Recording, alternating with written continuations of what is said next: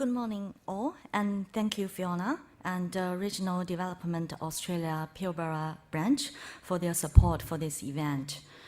I would like to thank our hosts, the KDCCI, and in particular, the KDCCI CEO, Mr. John Lally, for the invitation to talk to you this morning.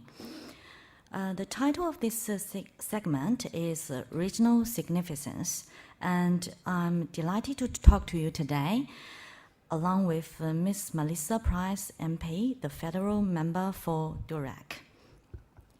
I would also like to acknowledge our special guests and VIPs here today. You will forgive me for not mentioning each of you by name, as my time is short. For those that I have not met before, my name is Lili Pan. I'm a senior overseas legal advisor and China liaison of Minter Ellison, and more relevant for today's discussion, the executive secretary of ACBC WA branch. Today, I'm speaking on behalf of Adam Handley. He is the chair of Minter Ellison's China group, and also he is the president of ACBC WA branch.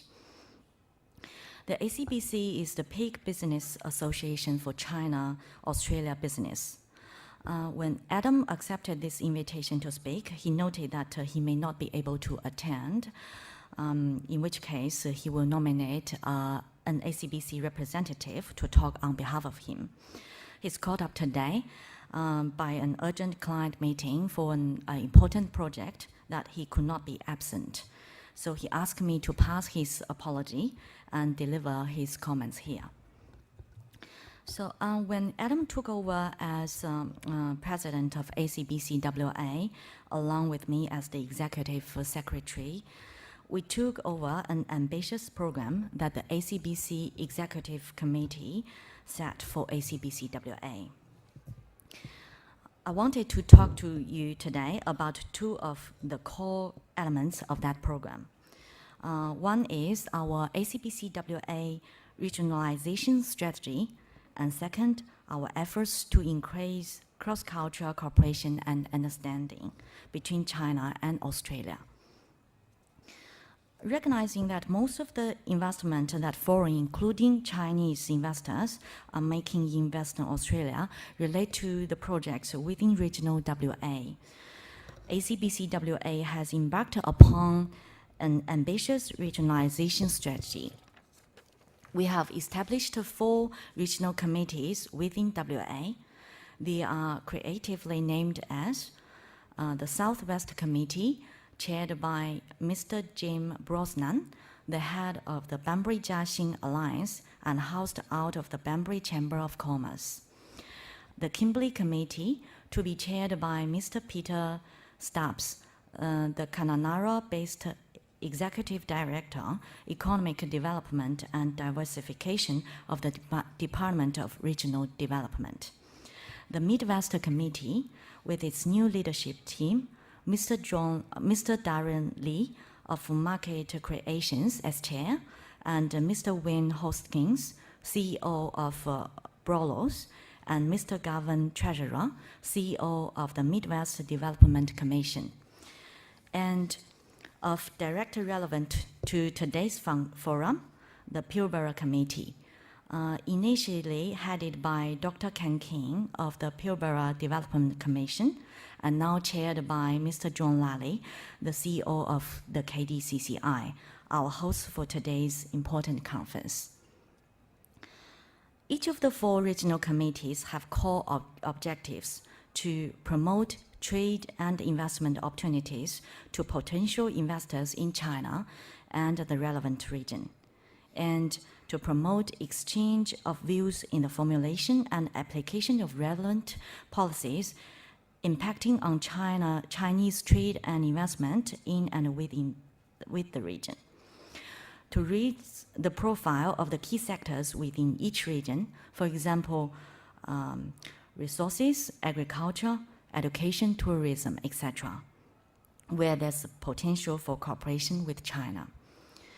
And also to identify and create a register of opportunities a platform to promote regional business looking to link with China, whether going into China or seeking China to enter into the region, and for Chinese business looking to the regions.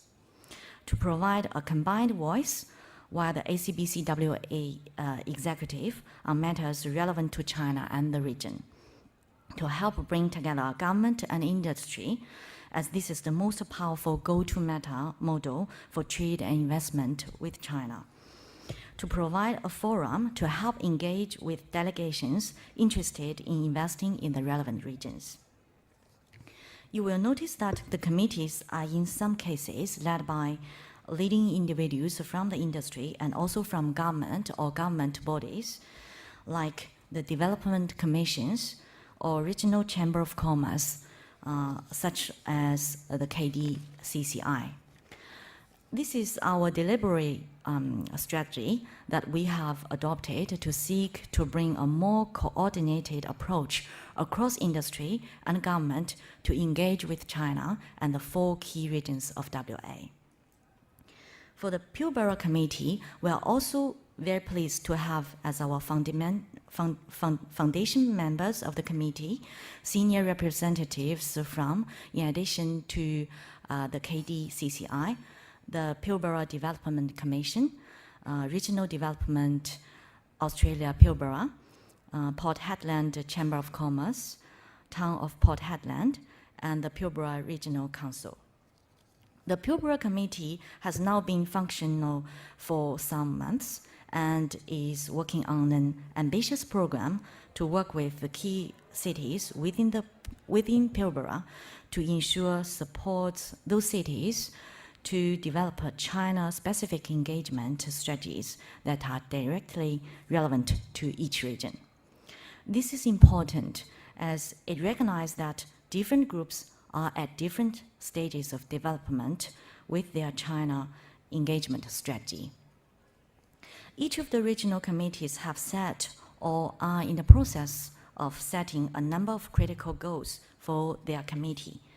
And I would like to talk about one key initiative relevant to each committee now. One of the most important initiatives of each of the 4 regional committees and ACBCWA for this year is to host Dr. Huang Qingguo, the Chinese Consul General in Perth, to a regional visit to each of the committees.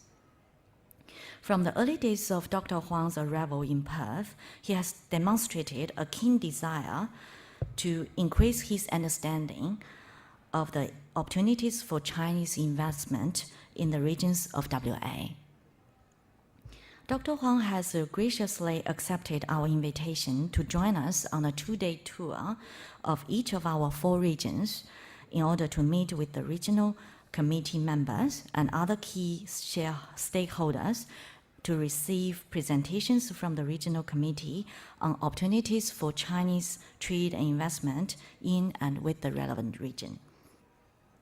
At each of the 4 regional tours, there will also be a reception with key stakeholders in the regions, as well as a side tour of 1 or 2 existing projects with Chinese investment, or projects that may be suitable for Chinese investment.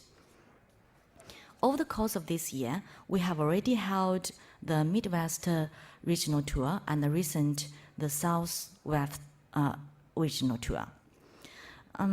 Planning is now underway for the Pilbara tour and then the Kimberley tour, both of which are very likely to be held early next calendar year.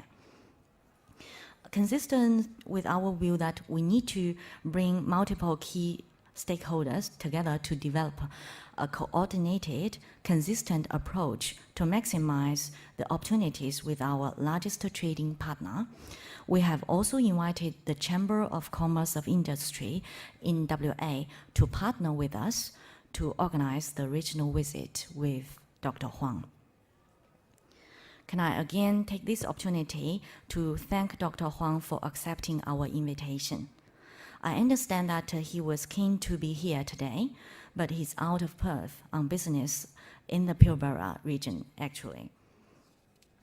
I would also like to invite all of you who are interested in participating in the Pilbara Committee or who may wish to offer their involvement in the regional tour with Dr. Huang to approach John Lally or Adam Handley or me in the first instance to discuss your interest. Now I will also talk about a second core plank of the ACBC strategy in WA, and that relates to promoting greater cross-cultural awareness and understanding. I would like to share with you some of Adam's experience with China and my China background. Adam told me that he first went to China in 1984, 30 years ago till now, at the age of 14. He traveled on a school visit program, visiting 8 cities in China with a group of 15 young men. He was accompanied on his travels by a Chinese designated national tour guide and minder. In those days, there was a dual currency, with one currency only available for use by foreigners, and with foreigners being segregated from the locals in public area. His time in China sparked him interest in Asia. He then spent some years living in Japan and then working in Tokyo for some time. In most recent times, over the past 7 or 8 years, Adam has worked full-time in the China inbound investment space, representing a range of Chinese state-owned and more recently private-owned corporations investing in Australia. I have been working closely with Adam advising China inbound investment for more than 3 years now. I'm a native Chinese. I've got my first law degree in China and my master law degree in UK and a visiting scholarship in Europe. Prior moving to Australia, I practiced as a Chinese lawyer in Beijing, advising both inbound and outbound deals. So over the years of working in and around Asia and in China, our experience have emphasized one simple and some might say self-evident and even tried point: business is about people. Business success is founded on people-to-people success. If we all came from the same social, political, and cultural background, business would be a lot easier. The social, political, I'm conscious of my time. Social, political, and cultural difference between China and Australia are vast. For long-term business relationship to prosper, we need to improve people-to-people understanding. This is particularly important now, when some Chinese companies are questioning whether it is, in fact, a lot more difficult to do business in Australia than they had originally expected. We have been asked by many companies whether it is really necessary to understand the cross-cultural difference between China and Australia for business to blossom. Yes, we believe it is fundamental to long-term success. Short-term may be different, but long-term, it does. We have, over the past 8 years of Adam's practice and mine over the past 3 years, we have seen technically good projects failing to attract Chinese investment. It's because of failure on both sides to manage cross-cultural risks. Similarly, we have also seen otherwise technically questionable projects attract Chinese investment where, all things being equal, the project fundamentals did not support the investment. This point was driven home for us for a few months that we hosted Chinese Minister of Commerce, Minister Gao Hucheng, for a selective business dialogue in Sydney. Minister Gao was asked what is the single most important thing that is China and Australia government and business could do to promote better long-term trade and investment outcomes between the two countries. The greater cross-cultural awareness and understanding was his answer.